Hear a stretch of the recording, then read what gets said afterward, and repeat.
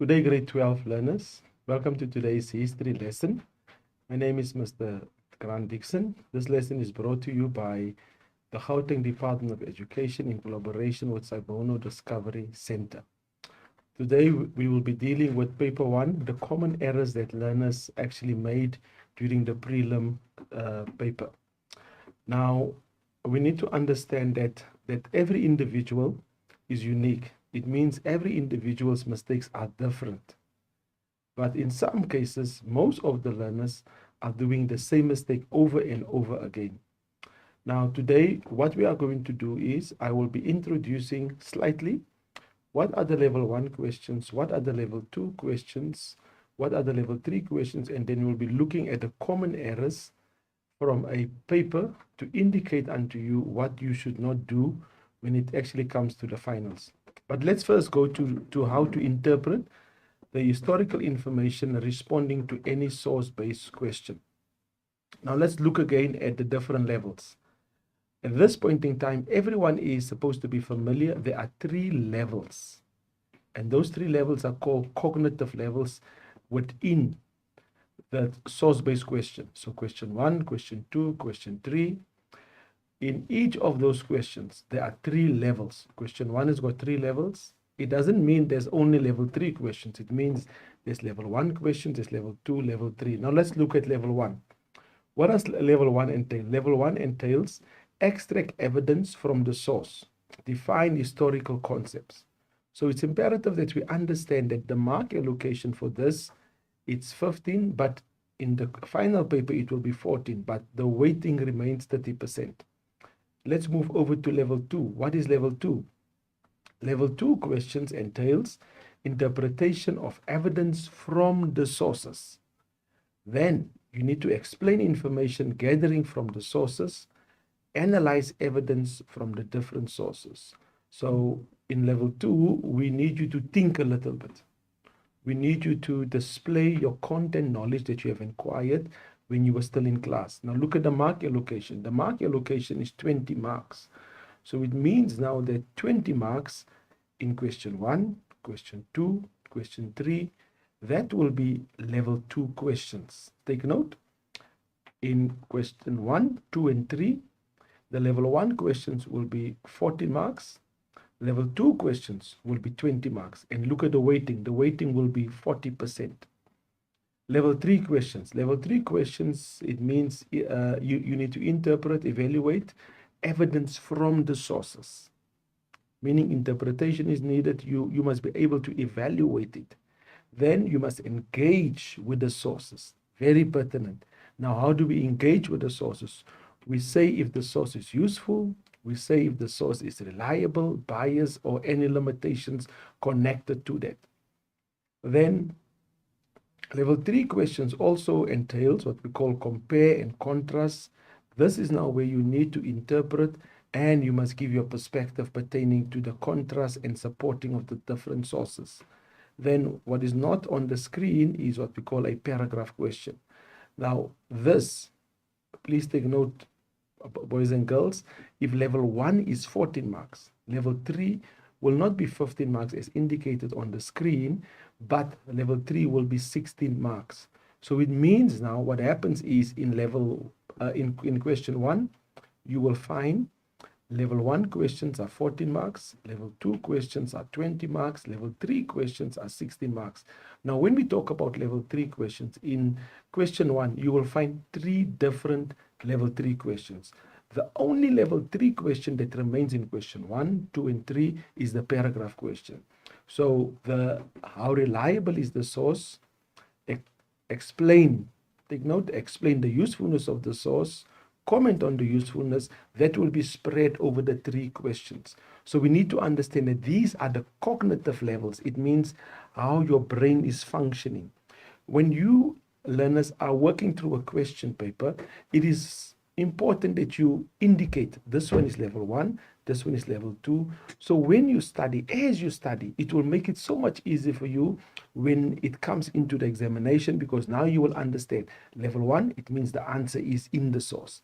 Level 2, it might be in the source, but when it says according to the source and own knowledge, it means it's in the source, but own knowledge must be acquired here also. Level 3, it talks about interpretation. You must interpret the source. So what are they saying? The answer is where? In the source.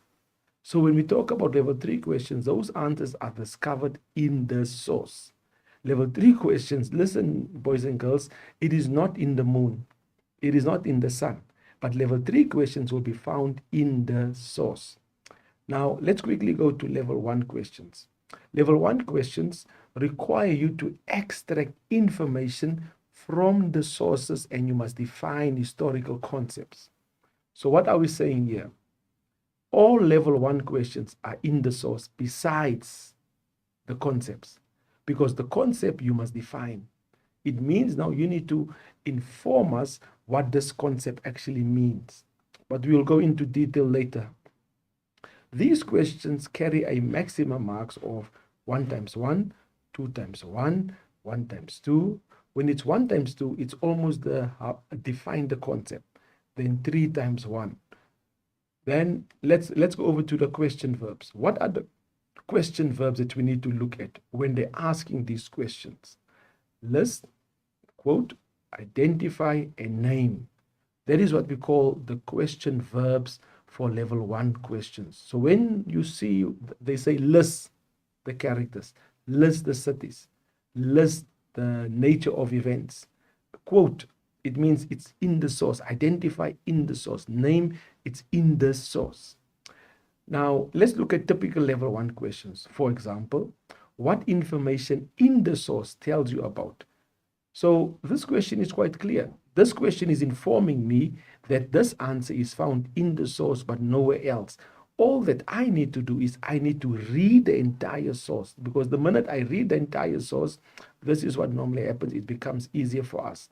Then another typical question is quote 2 reasons from the source.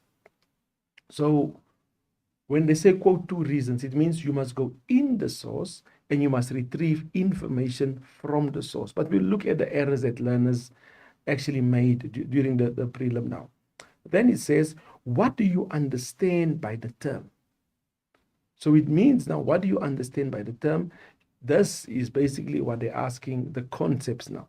What do you understand by the term communism? What do you understand by the term capitalism? This answer will not be in the source. This answer means you need to have studied your concepts. Then the easy one, according to the source.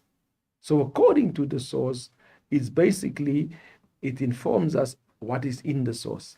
So learners, do not get confused, because the errors that occur, learners are rewriting the source as an answer when it says according to the source. And we're not supposed to do that.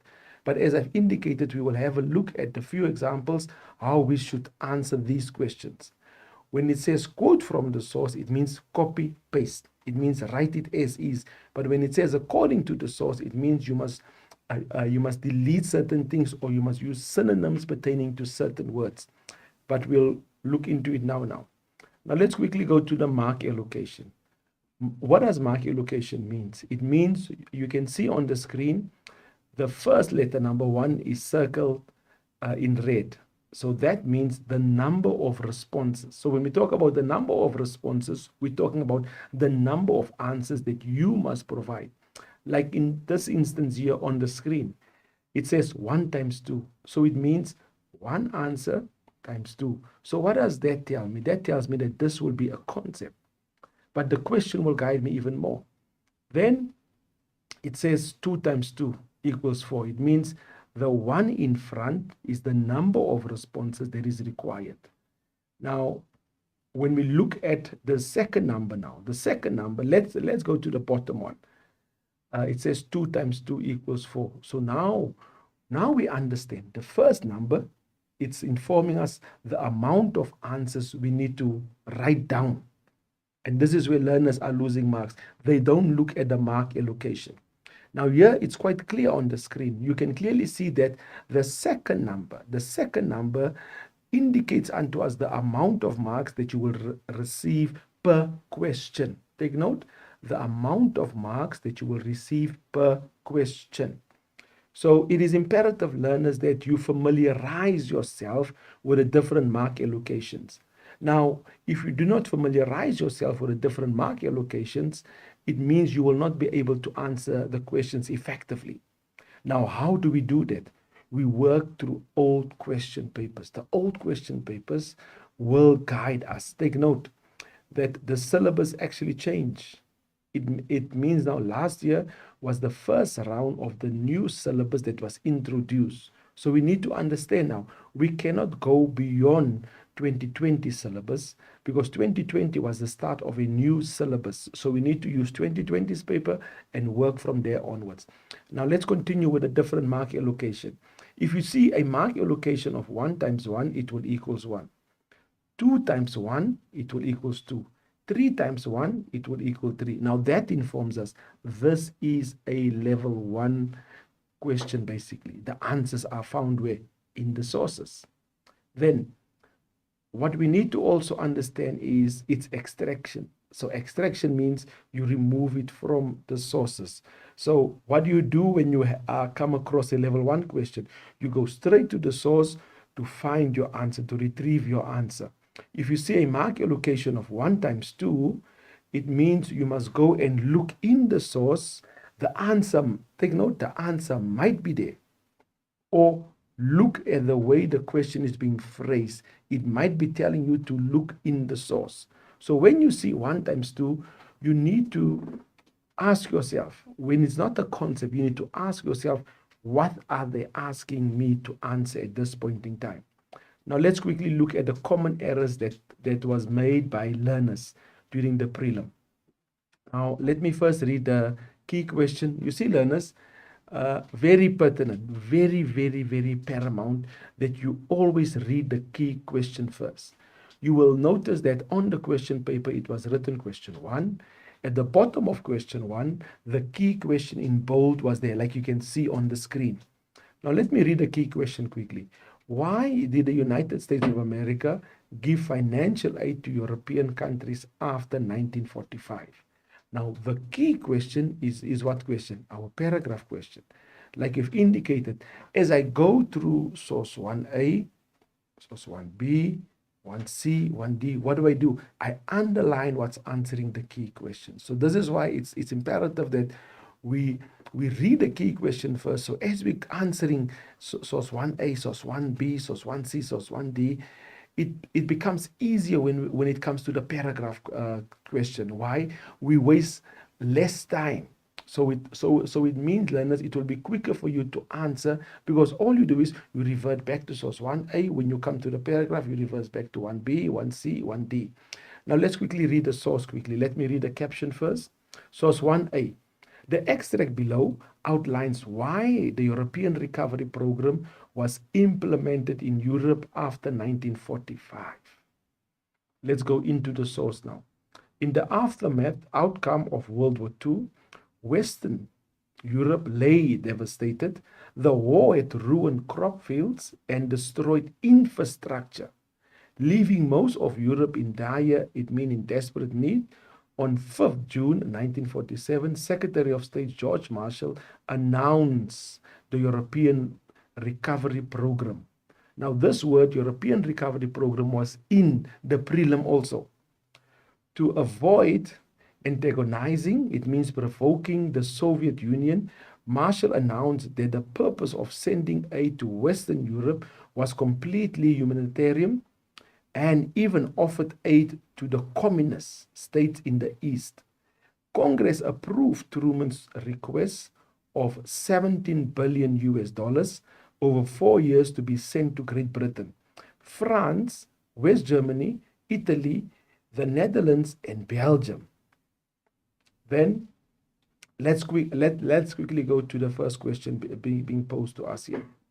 So let's look at the first question. I only read the first paragraph just to indicate to you where do we find the answers, basically, because sometimes learners don't understand that when it comes to 1.1.1, it means it's the first question being asked. So what learners do is they go into the second paragraph. I didn't even read this second paragraph just to indicate unto you that the first answer is always found in the first 3 to 4 lines. So it could be in line 1, line 2, line 3, line 4. So it means now that it must be in the first 4 lines. So learners, what does it mean? It means you must be able to read the source. Now let's look quickly at the question here. The question says here, state 2 ways. Take note, it says state 2 ways in which Western European countries were affected by the Second World War. Now let's look at the mark allocation. The mark allocation says 2 times 1. Now when you look at the 2, what does the 2 inform me? The 2 informs me, according to what I informed you earlier, the 2 informs me because the 2 is first. It informs me I must write how many answers? 2 answers, because the question is quite clear. It says state 2. So now I must write 2 answers, and each of them will be 1 mark, and that will give me 2 marks. Now let's look at at the errors that learners actually made, basically. The first thing that we don't do, we don't look at the mark allocation. And what did I do? I read the question and I look at the mark allocation, because that's how it is in the question paper also. They will pose the question, and at the end of the question, they will give you the mark allocation. Now that is giving me already a guideline how I should answer this question. Like I've said, learners are not looking at mark allocation. And what does learners do? They ignore the mark allocation. You see why it's so imperative for now for every examination candidate to look at the mark allocation, because most learners, what do is they write, for instance, like this answer here, it's Western Europe lay devastated. It means now that they've only written one answer. So how many marks will you receive? You will receive 1 mark, because you cannot write Western Europe. No, that's not a clear answer given. It must make sense, because remember it says state. So it means your answer must be explained. So Western Europe lay devastated. If you only write that one answer, you will only receive 1 mark. And sometimes learners don't understand. They say, but I've written Western Europe and I've written lay devastation, I must get 2. No, it's one meaning. It must be one meaning. Now let's look how the answer is supposed to be. The answer is supposed to be Western Europe lay devastated. That's 1 mark. Then the second one is ruined crops. You see, ruined crops. So both answers already, it makes sense. Then you could have written, if you didn't write the first 2, then you could have written destroyed infrastructure, Europe in dire need. So when I look back at the source, it can clearly inform me that, listen here, these answers were found where? In the first 4 lines of the source. So learners, if the first question is not a definition, your first answer will always be in the first 4 lines. Then it will follow thereafter. Let's go to the next level 1 question. The next level 1 question states, quote any 2 countries from the source that receive Marshall aid. So here it says now, you must quote 2 countries from the source. Now, learners, what you should do always is that, and this is what most learners don't do, underline the key word in the question. That's what you should do. Underline the key word in the question. Now, the key word in the question here is 2 countries. What are the other keywords? Receive Marshall aid. So, quote, now you underline 2 countries and you underline receive Marshall aid. So that gives you already a guideline. So when we look at the mark allocation, it says 2 times 1. How many answers must you provide? 2 answers. What will be the amount that you will receive for each answer? 1 mark, 1 mark, and that will give you 2 marks. So when we look now, learners, at the mistakes that you guys actually made, learners must understand that it's a quote. When they say quote, it means copy paste the answer from the source as is. It means now that you cannot put other words in between the answer. The answer must be exactly like that from the source. And please take note, inverted commas must appear because you are quoting where? From the source. The second mistake that learners does is it must be 2 quotes. Now what learners do is it says quote any 2. Now learners only quote 1. It means that you will not receive full marks. It means that you will only receive 1 mark. So learners, it is imperative that you read the question thoroughly. You read the question, and as you read the question, look at the mark allocation. Because this is what most of the learners are not doing. They don't read the question thoroughly because they are pushed for time. Now, there's one thing that we need to do. Before you start examination, you need to be 1 hour before the time at the venue. Why? That eases your conscience. It eases your mind. Your body is in a relaxed mode. So when you start the question paper, you are more focused when you are early. So when it comes to any type of question, like here, we're dealing with level 1 questions now here, and learners are still finding it difficult to quote, not understanding it's copy, paste, and you cannot put others in between. When we look at the answers here, the countries is quite simple. It says Great Britain, France, West Germany, Italy, Netherlands, Belgium. But remember, you can only, marks will only be allocated for 2 answers. So we've given more than that. We've given more than that. When I look back at the source, I know that this was in the second and the last line of the first paragraph. Let's go to level 2 questions. Level 2 questions require you to do what? Interpret, analyze, and engage with evidence from the source. So what happens here is, when we talk about interpret, you must, learners, have studied the content to interpret any source based on level 2. You must have studied the content. You must have studied the notes that was given to you by the educator. You must have gone through old question papers, because old question papers contains knowledge also. Then analyze means you must be analytical and ask yourself, what is this question actually asking me at this point in time? Then you must be able to engage with evidence from the source. You use the source as your starting point and you engage it from there. These questions carry a maximum marks of 2 times 2 equals 4. And it also carries marks basically where it says 1 times 2.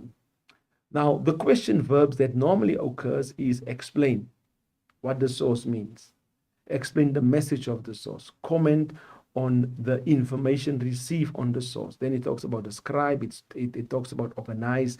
These are what we call action verbs for level 2 questions. Take note, level 1 action verbs, list, name, identify. Those are what we call level 1. Level 2 always talks about explain, comment, describe, organize. That's what we call question verbs. Now, let's look at typical questions that will be posed for level 2 questions. It means now, what message does the cartoonist convey? Now, the same one. Explain the message that the cartoonist is conveying with regards to the source. Comment on the message in the source. It could be explain in your own words what the concept is. Take note, we define concepts under level 1, but we explain concepts under level 2. Then it says, what do you think? Or what is implied? Take note, what do you think? What is implied is being said. Then, last one, according to the source in your own knowledge. Now, this one, where they say according to the source, it means the answer will be in the source. Now, learners, you cannot copy-paste this. Remember now, you cannot copy-paste this. You retrieve the main idea and you add words in front or in the middle or at the back that will create sense pertaining to the answer. Then it says your own knowledge. Sometimes this answer, both answers are in the sources. Sometimes it's in the source and your own knowledge. So it's imperative that you read the sources thoroughly.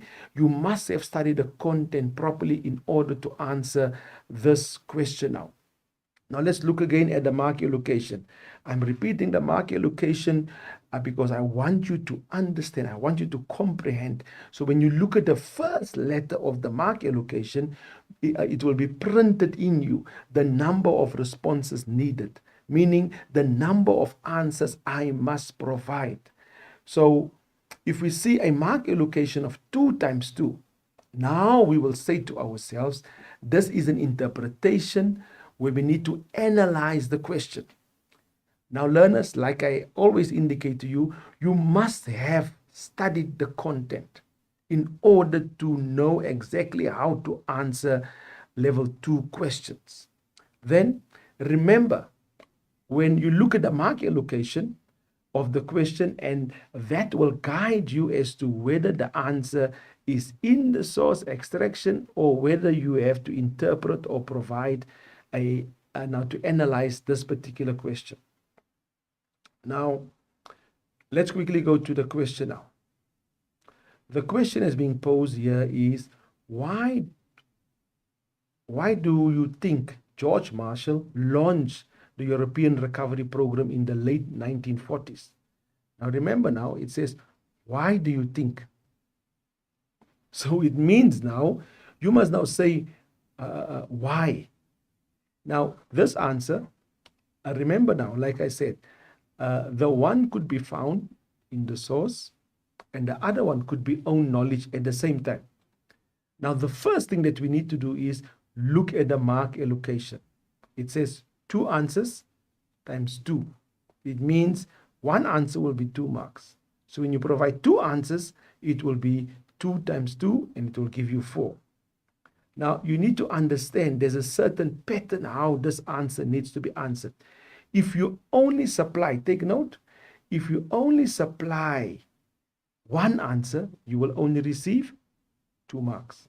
If you supply 2 answers, you will receive how many marks? 4 marks. Now, it's imperative, learners, that we understand that I will give an answer now and we'll look at it quickly. Let's focus on the screen. It says to us, now this is the answer that I'm given, that I'm giving unto you.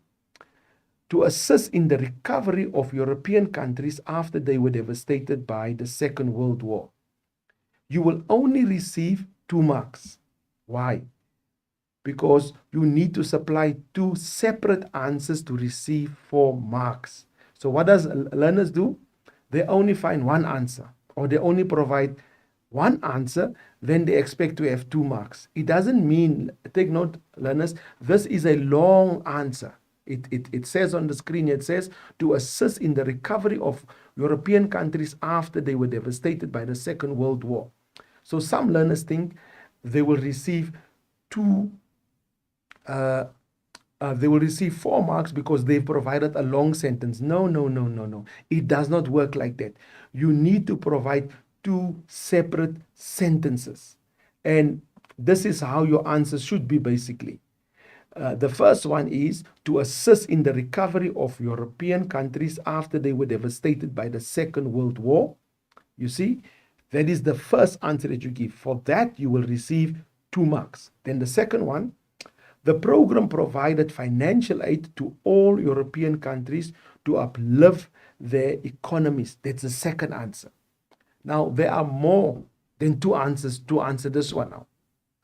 It was used as a program by the USA to stop the spread of communism to Eastern European countries. Now, another answer is provided.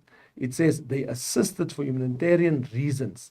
So now we can see, learners, that it says any other relevant responses. But I have given you 4. From the 4, how many answers must you provide? From the 4, only 2 answers. Because why? Each answer will be 2 marks in total, basically. Then, if you add another one, it will give you how many marks? 4 marks. So, learners, it is imperative that you understand the concept when you're answering level 1 and level 2 questions.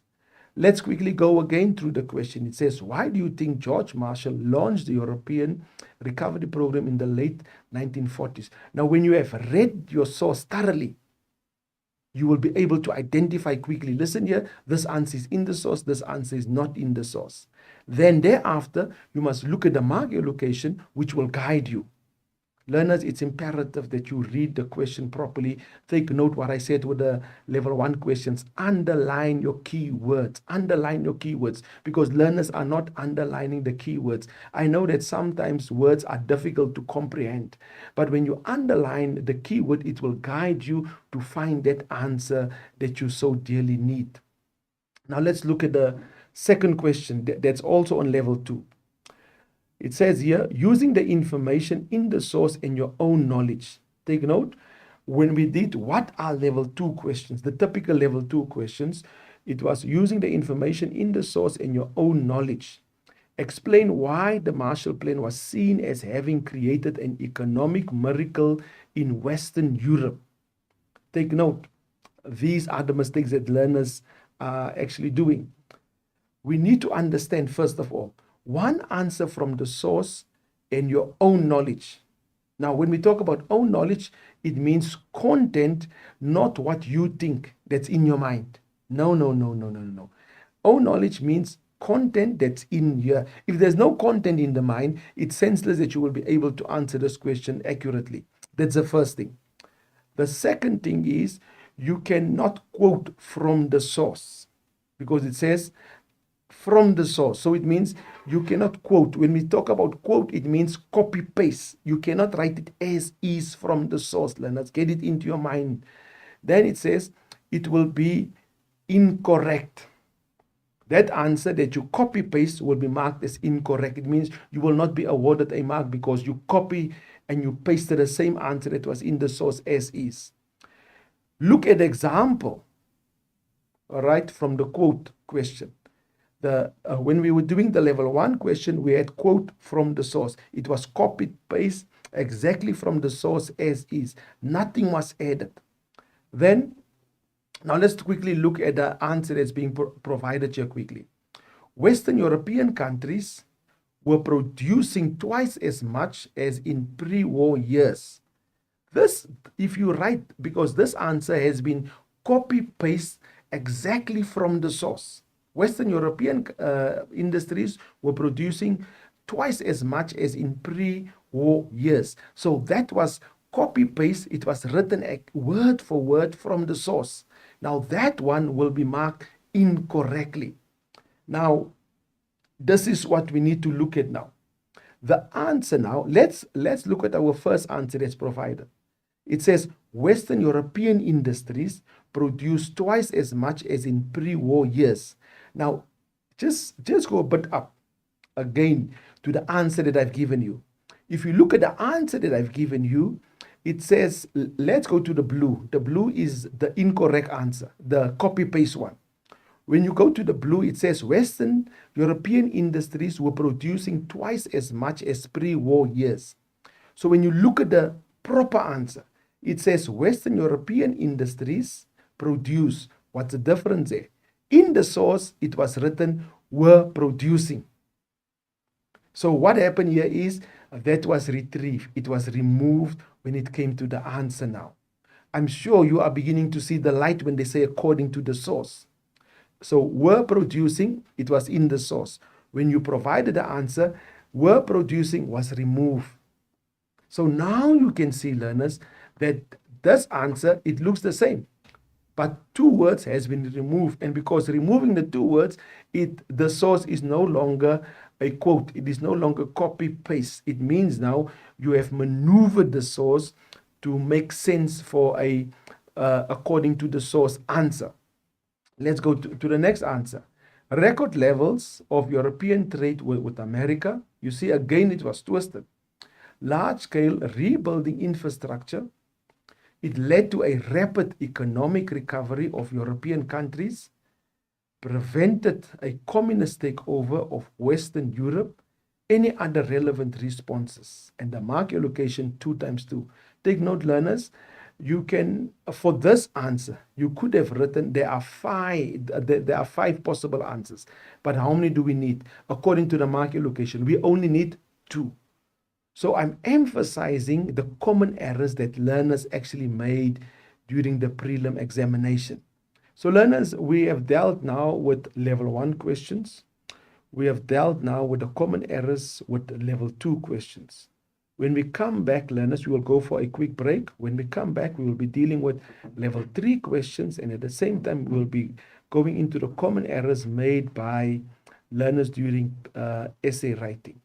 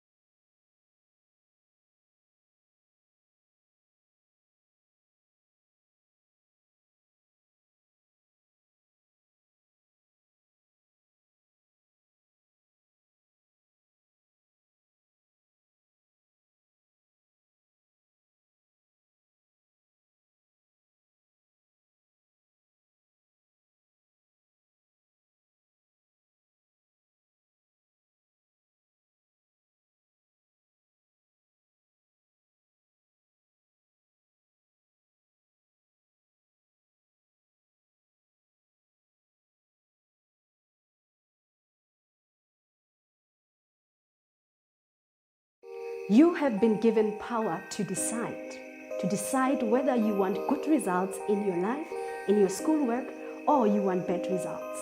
As Tony Robbins said, it is in the moment of your decision that your destiny is shaped. And your destiny is shaped right now with the decisions that you are currently making in your schoolwork. So decide whether you want to be an A student and start working on it, because there is power inside of you. The infinite power is inside of you, and the time you decide to tap in that power, you will become who you want to become in your schoolwork.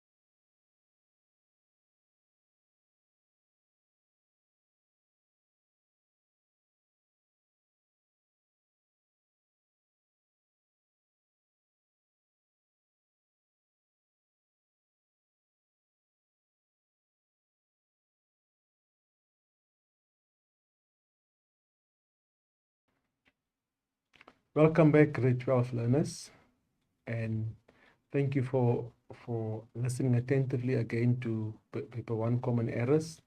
My name is Mr. Grant Dixon. This lesson is brought to you by the Gauteng Department of Education in collaboration with Sabono Discovery Center. We are dealing with paper 1, grade 12 history, common errors made during the prelim question paper. Listen, learners, we are talking about paper 1. We have dealt in the first quarter, in the first half, with level 1 questions and the mistakes that learners actually made.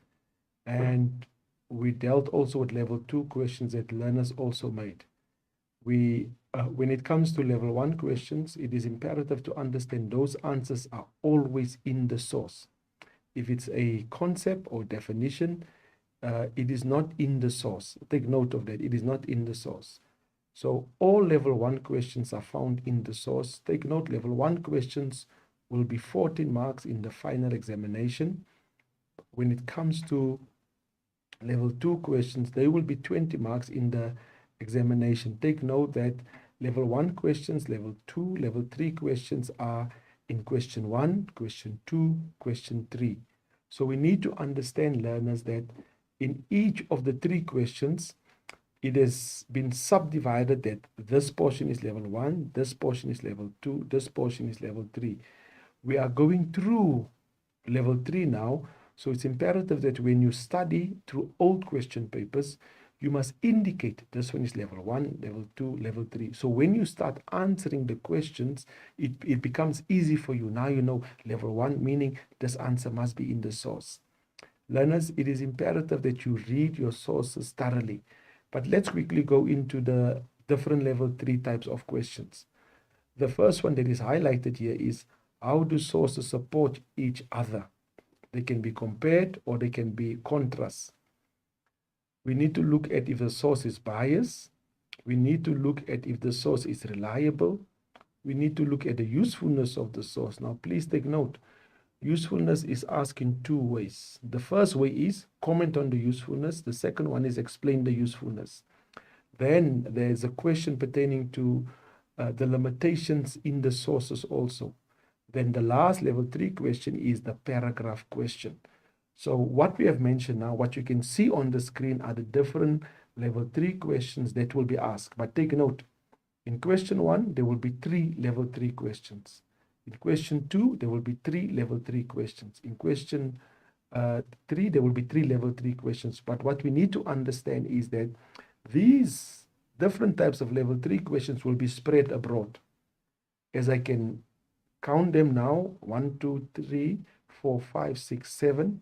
It means these 7 will be spread across the board and they could be answered in any given question to you. Now, let's quickly look at the paragraph question.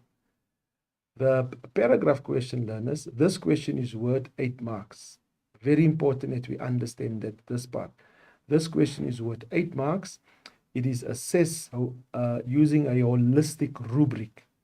So a rubric is being utilized when the markers are marking this question. The question is phrased so that it is a level 3 question, meaning there must be interpretation. You must analyze the sources to require information to the answer. For example, it will entail explain the role, what impact, causes, effects, or significance of a particular historical event. The paragraph questions always will relate back to the key question. And this is why I indicated when we start with the level 1 question, I read the key question to you. So if you have read the key question and you have underlined source 1A, 1B, 1C, 1D, now, remember now, you only underline what's answering the key question. If it does not answer the key question, you do not, take note, you do not underline it. Even if it looks similar, no, it must answer the key question. So learners, that will entail that we must be able to comprehend English as a language at large also. Now, the next point that we need to understand, no bullets. When we talk about bullets, it means it's a paragraph. The lines must flow into each other. We will show you an example of an incorrect one and a one that's correct.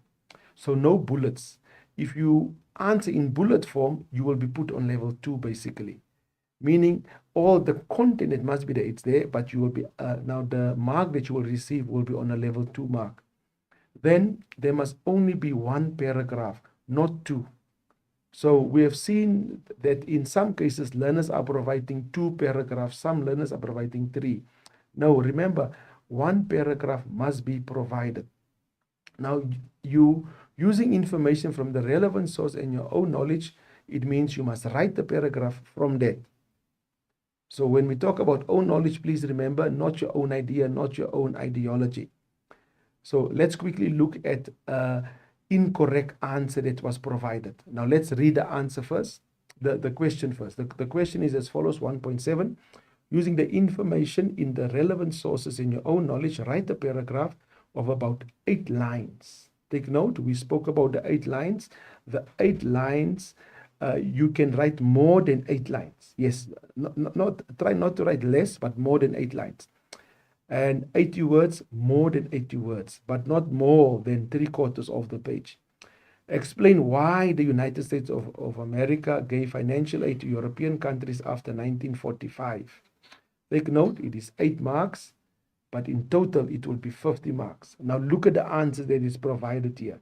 It says, interpretation, evaluation of evidence from the relevant sources. Candidates could include the following aspects in their response. Now, for humanitarian reasons, in the context of post-war crisis, retrieve from source 1A, good. To prevent the spread of communism in Europe, from source 1A. To promote the economic recovery of Europe after the Second World War. This one is retrieved from source 1A and 1D.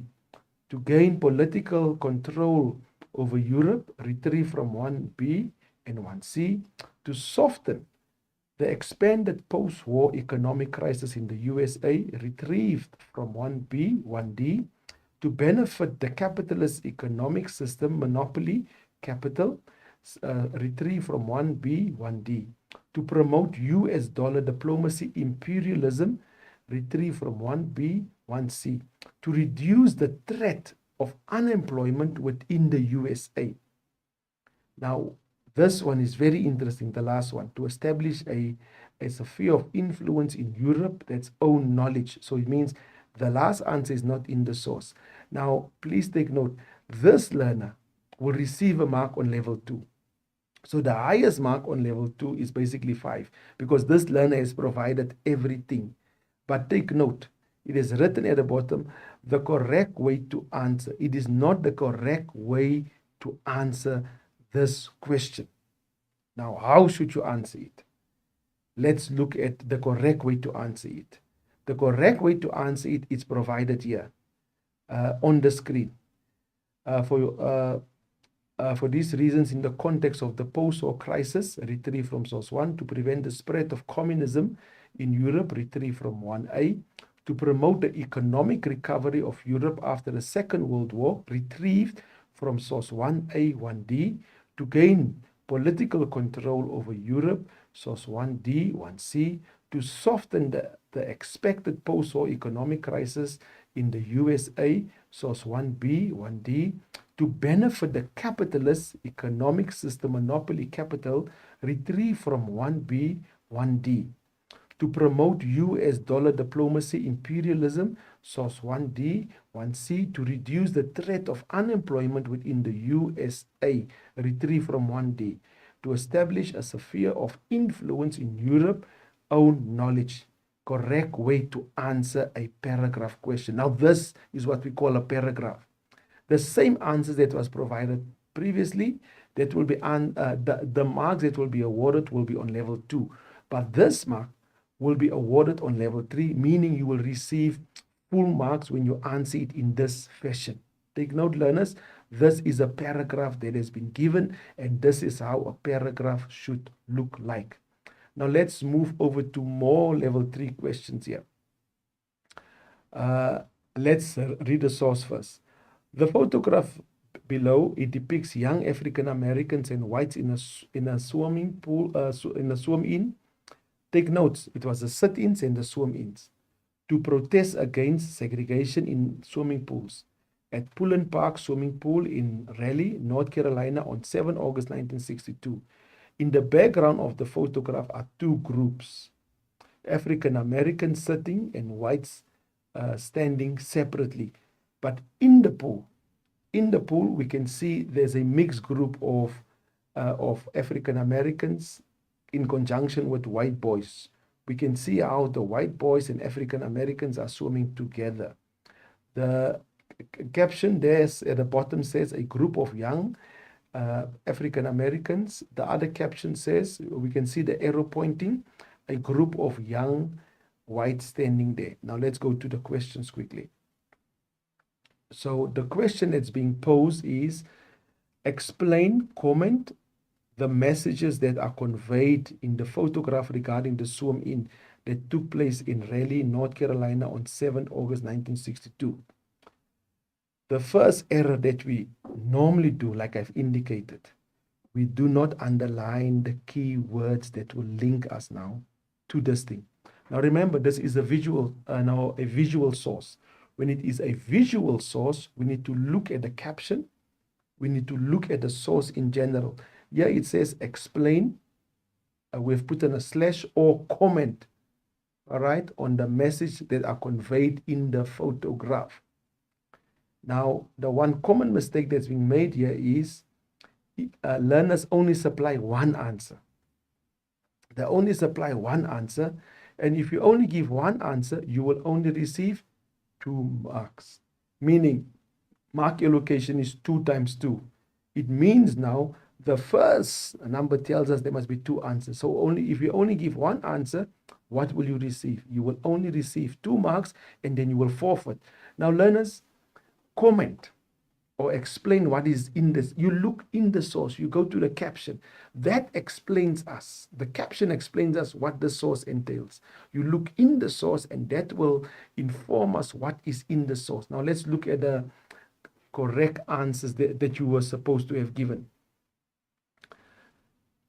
The first one is, the photograph shows that both African Americans and whites swimming together at Pullen swimming pool.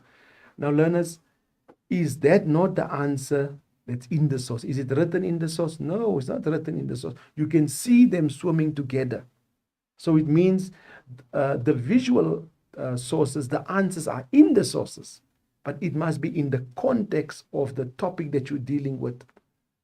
Because you can see that it talks about integration. Then the second answer that could have been provided, it depicts young African and white Americans who were involved in a protest to end segregation in the swimming pool.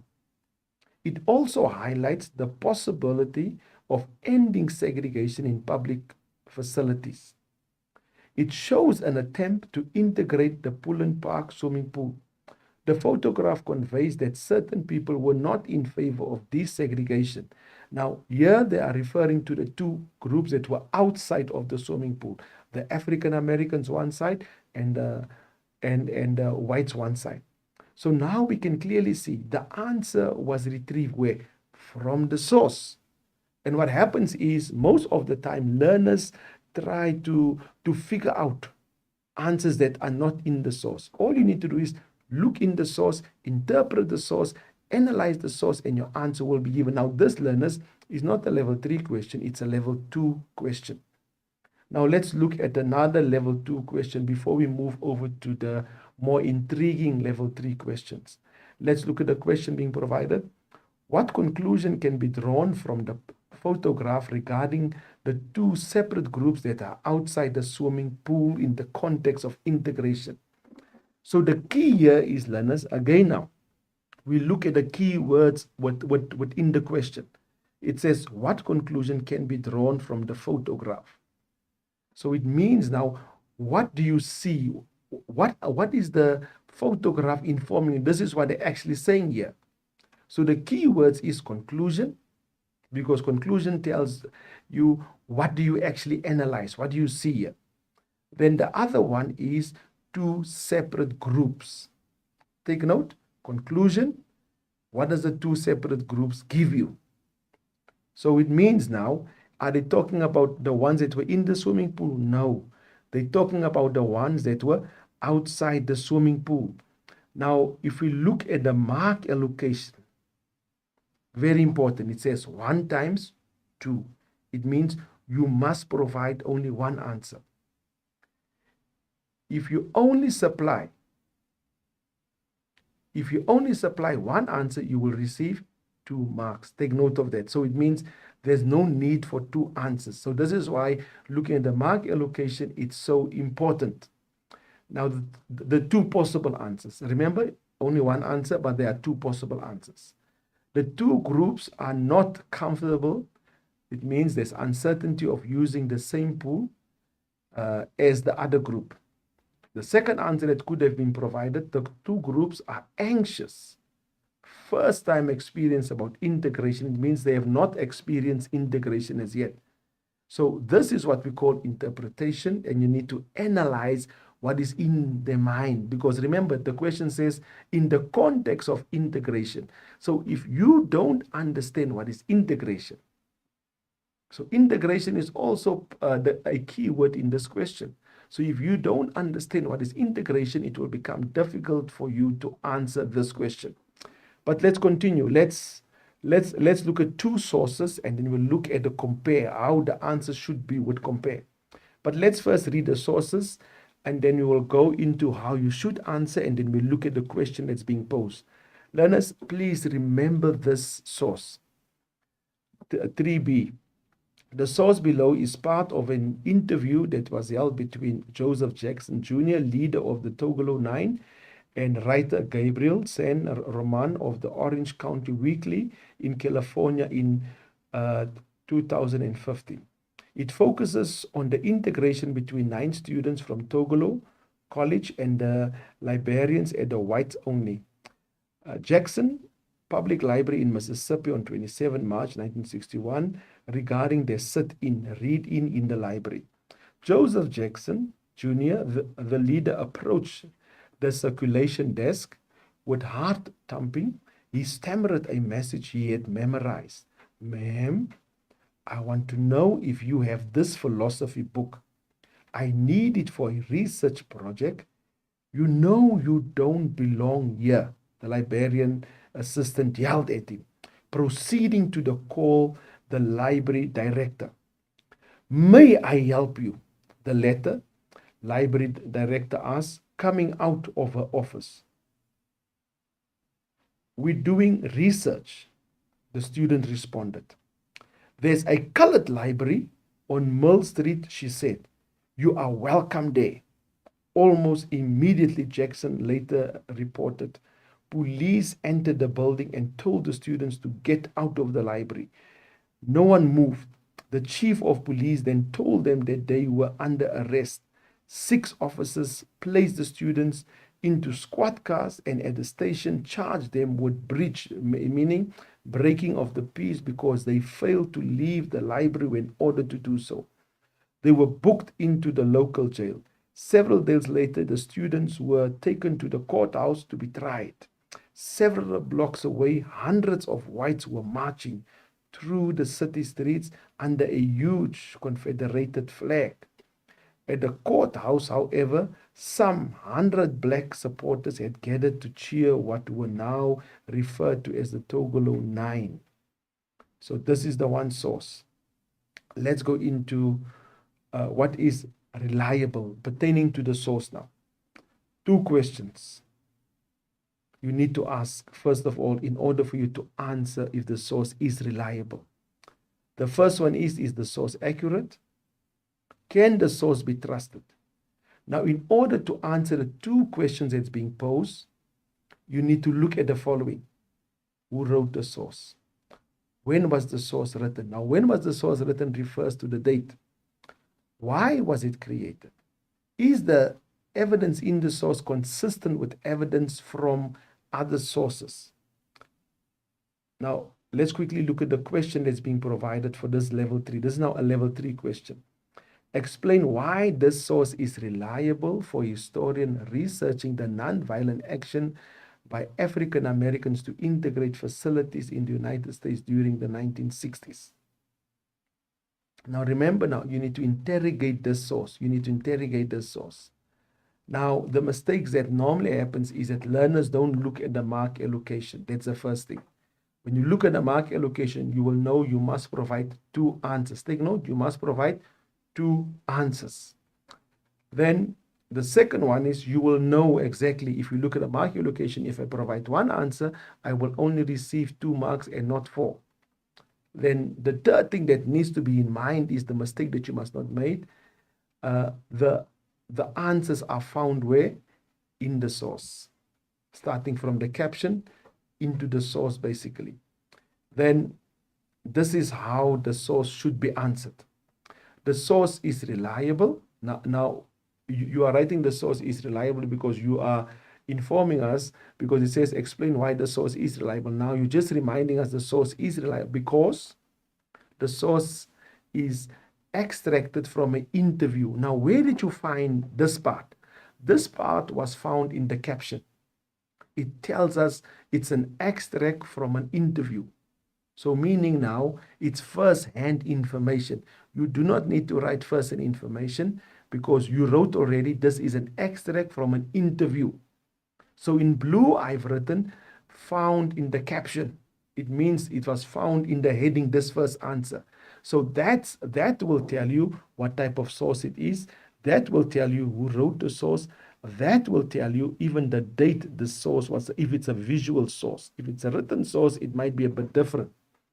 Then the interview, Joseph Jackson Jr. was the leader of the Togolo 9. That was found now in the source. Then the interviewer was a writer for a state print media, Orange County Weekly. The reported incident happened on 27 March 1961 when sit-in protests were at the height. So now we can clearly see the first answer was found in the caption. The rest of the answers, because now I have provided 3 other answers, meaning I've provided 4 answers, but you only need 2 answers. So it means now, because you have indicated what type of source it is, and that's always found in the caption, in the heading, then the others, they will retrieve where? From the source itself. Now, learners, if you look at, you must explain if the source is reliable. When they ask you explain the usefulness of the source, it's answered in the same fashion. So at the same time now, I'm indicating unto you that when you answer if the source is, how reliable is the source, when you come across explain the usefulness, it's answered in the same way. So if you have that in mind, learners, you will not get confused when they ask you explain the usefulness. Is the source, explain how reliable is the source. Now you will know it is the same. But when they ask you explain the comment of the source, when they talk about comment on the usefulness of the source, what happens there is now it will be answered in a different way. The answers will be found in the source. Now let's quickly go to 3A. We'll be reading 3A and then we'll be reading 3D, and those 2 sources will give us the compare question, and then we'll look at how you should answer here. Then the source below focuses on the reasons why young African American students decided to embark on a sit-in at a Woolworth store in Greensboro, North Carolina in 1960. Let's go to the source itself. It was college students who had revive the torch with a seemingly new form of nonviolent confrontation challenge, the sit-in. On 1st February 1960, 4 male students, Isel Blur Jr., Franklin McCain, Joseph McNeil, and David Richmond from the North Carolina Agricultural and Technical College, A&T, walked into the downtown Woolworths in Greensboro and sat down on stools at the store's lunch counter. When the waitresses wouldn't serve them, the students refused to move. 2 of them were members of the Greensboro National Association for the Advancement of Colored People, NAACP, youth group, which impatient with the glacial means slow, pace of school desegregation and the lack of momentum after the Montgomery boycott had been educating, it means pushing to get things moving again. The Youth Council had been founded 17 years before after a visit to Greensboro by the NAACP official Ella Baker.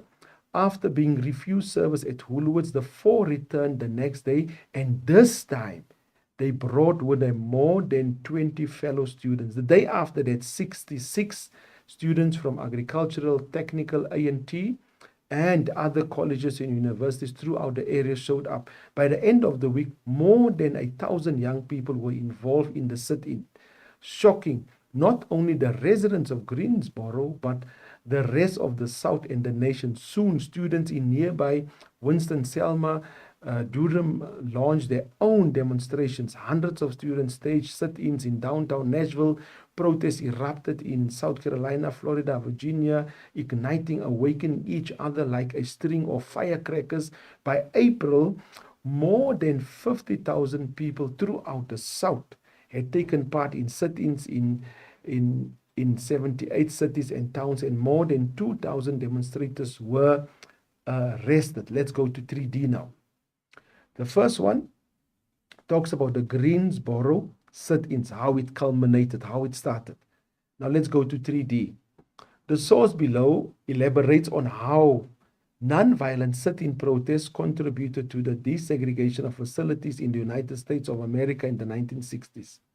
6 months after the sit-ins began, Harris, the manager of the Greensboro Woolworths, finally relented. He gave in. The sit-ins had already cost him $150,000 in lost bonuses.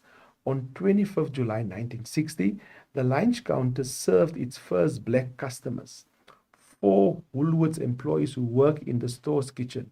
In some cities, police used tear gas or fire hoses on demonstrators in Jacksonville, Florida. Whites beat sit-in participants with axe handles and baseball bats, but by the end of the year, integration of lunch counters had occurred in many cities across the South. Civil rights protests didn't end with a cup of coffee at Woolworths. On 11 June 1963, President John F. Kennedy, in a live television address from the Oval Office, called for legislation that would give all Americans the right to be served in facilities which are open to the public. Hostels, restaurants, theaters, retail stores, and similar establishments, sit-ins and marches, along with Kennedy's assassination in 1963, helped galvanize start support for the Civil Rights Act of 1964, which outlawed racial segregation in public facilities and employment.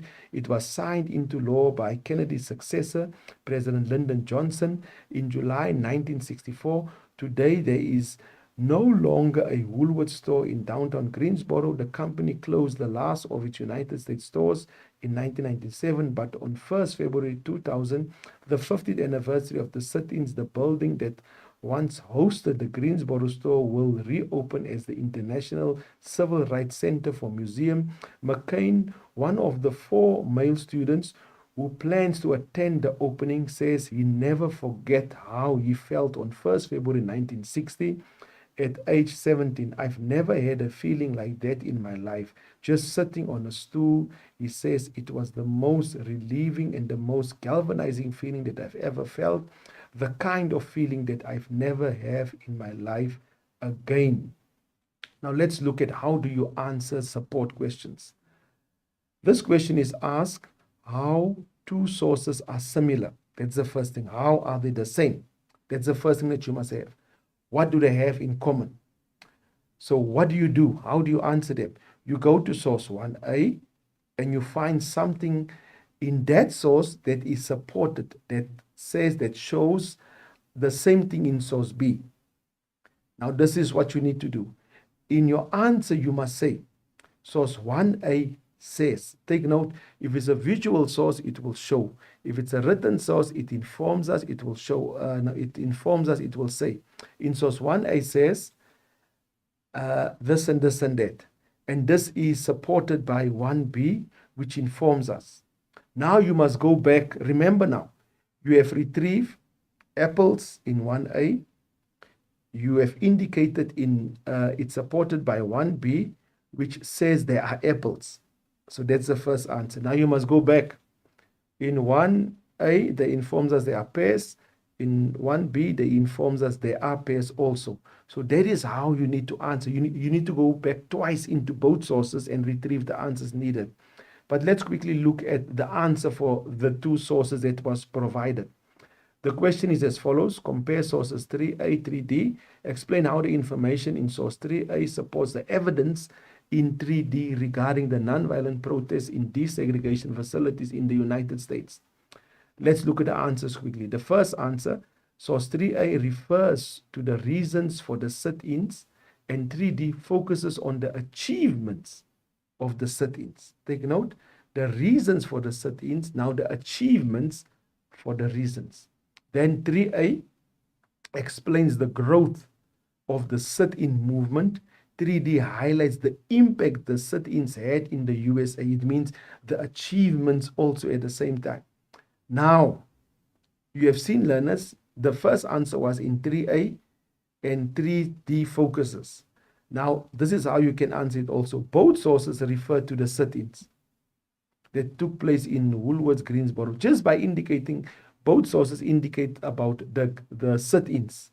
That will be 2 marks because you're informing us that both sources are saying the same thing. Then you could say both sources refer to the reaction towards this from a non-violent protest. By saying that, you see, you are mentioning what's in both sources. So you could say both sources refer to the apples. That's the first. Now you will get 2 marks, but because you indicated both sources. Now you must go back and indicate again, both sources indicate their pairs. By doing that, learners, you need to understand. You must find 2 things that are similar in both sources. If you find, now the mistake that learners do is they go to the source 1A and they retrieve something there and they say source B supports it. Now, then they stop there. No. You must go back. There must be 2 from A, 2 from B that support it, but it must be in separate sentences like indicated in the answer that's been provided here. Now, learners, we have demonstrated, we have explained the mistakes that you have made pertaining to the different level questions. Now, let's move over to the essay questions. We need to understand that essay questions are asked in 3 ways. Critically discuss. Do you agree with the above statement? Explain to what extent. Then we need to understand now that there are 3 steps when it comes to the introduction. So the 3 questions are being posed. Critically discuss. Do you agree? To what extent? Now, when you start your introduction, there are what we call 3 steps. So the first step is the stance. The stance always refers back to the question. Now, the mistakes that learners are making, they actually indicate when it comes to, do you agree with the statement? Now, this is what learners do.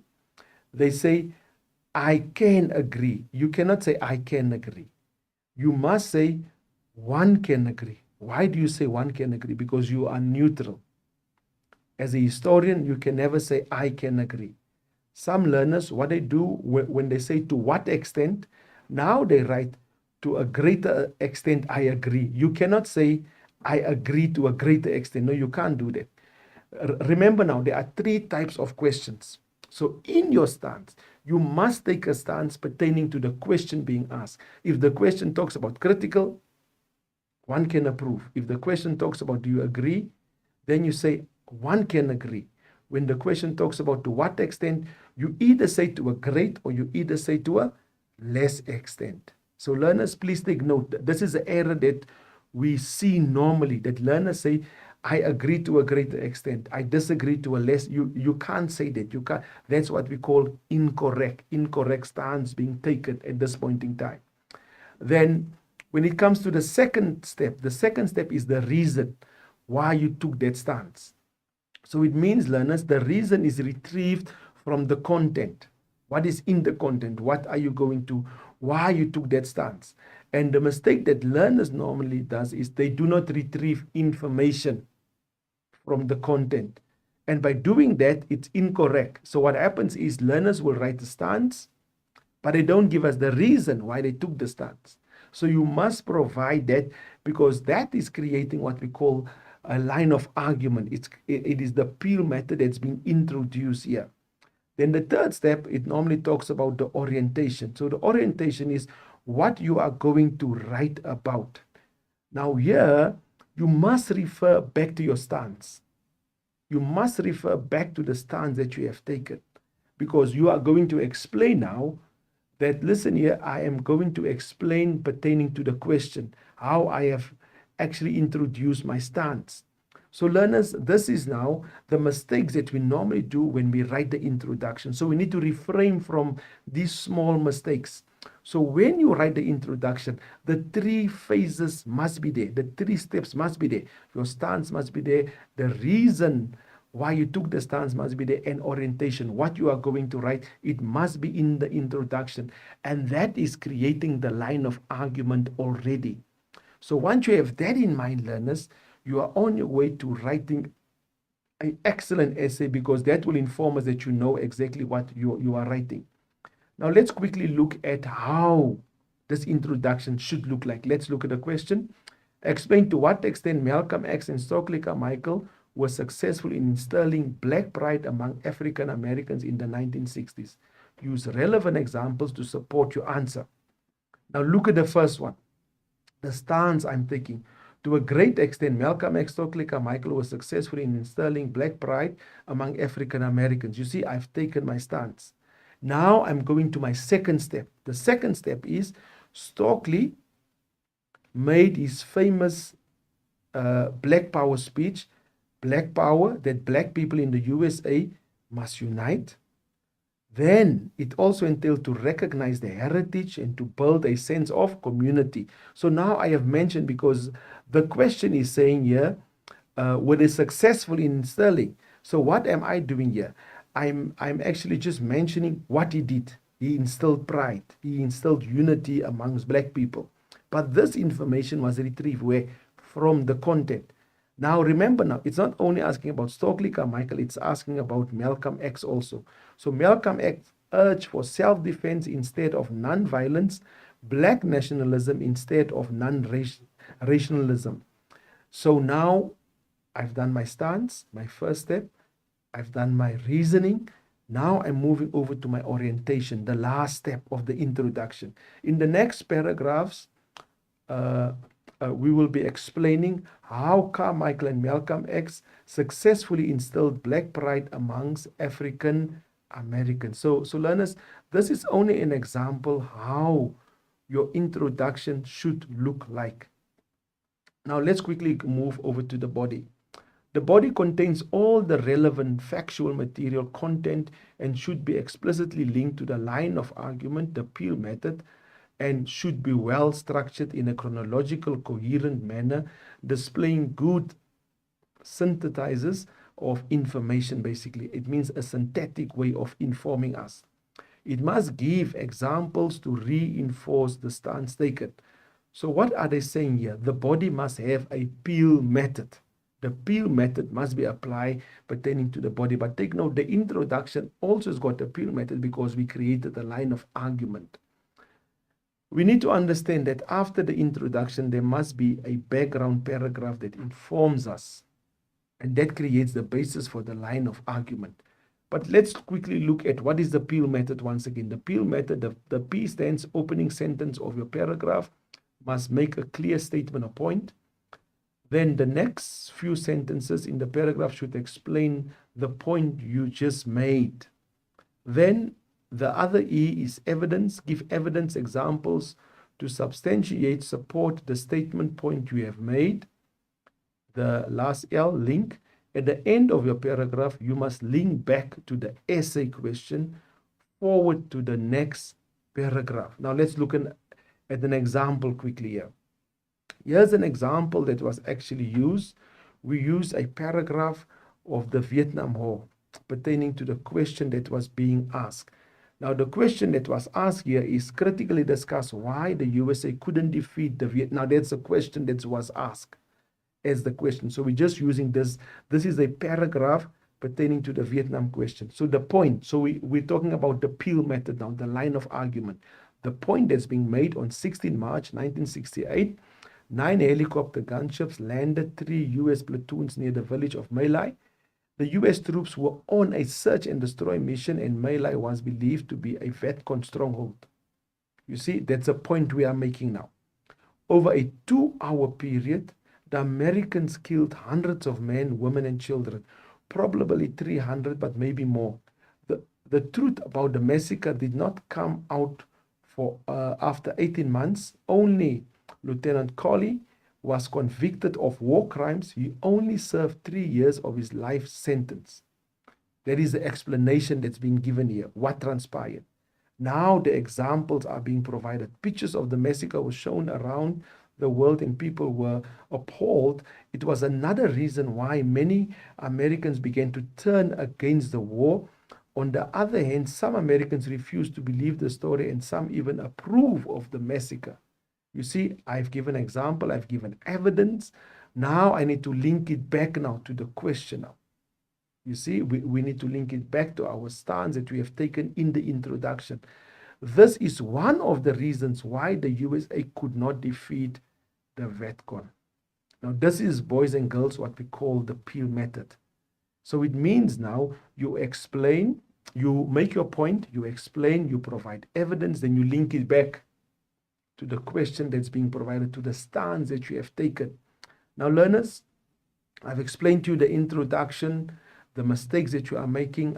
I've shown you how to write the Peel method, because most of the learners are not writing, they are not utilizing the Peel method. And this is why I've taken time out and I've shown you how to do it. But very important now, the last part of the puzzle is the conclusion. The conclusion, learners are not indicating they are ending off. Now, remember now, there are different ways how we end off our essays. In conclusion, by ending, by summing up, by reverting why we took the stance. So there are different ways, but we need to inform. The first few words of the conclusion must include that. And what learners are not doing, they are not referring back to the stance that was taken. So you need to revert back to the stance that was taken. Then you need to provide the same reasons that you have indicated in your introduction. Those are the same reasons that you indicate in your conclusion.